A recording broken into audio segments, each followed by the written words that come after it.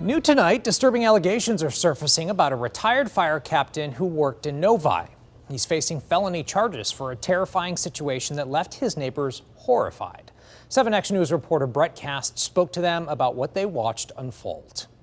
Well, some of the residents we spoke to in this Canton neighborhood are still traumatized about what happened last week when they say a man they once knew to be a friendly neighbor suddenly became agitated, tried breaking into their homes, and sexually assaulted a woman in her kitchen. It's been traumatic. It's been traumatic for everybody around us. For the last week, things haven't been the same in Shannon Baylog's neighborhood after an assault last Thursday by someone they least expected. Anybody would have opened the door to him just because he was just a friendly neighbor. Just before 3 p.m. on May 18th, one of her neighbors, retired Novi fire captain Ramon Alvarez, was walking his dogs around the neighborhood, acting strange, going into people's backyards and even into their homes. Neighbors were all on alert. When I saw him walking this way, I thought it was all the commotion was done and over with. But when Shannon looked out her window, she saw Alvarez trying to break into another neighbor's glass door. He rips the screen and he just starts kicking it. Kicking with all his force. Shannon called 911 and went outside, but when Alvarez saw her, he called her by name and ran after her. I start running and he starts chasing me. I get into my husband's right behind the door.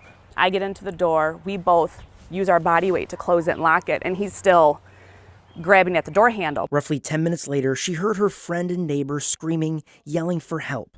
She was fighting with Alvarez in her driveway as he grabbed her. After my third, screaming call to 911 was, I was desperate because I didn't know what to do. I just kept hearing her scream. According to the police report, Alvarez had forced his way into the woman's home, sexually assaulting her in the kitchen.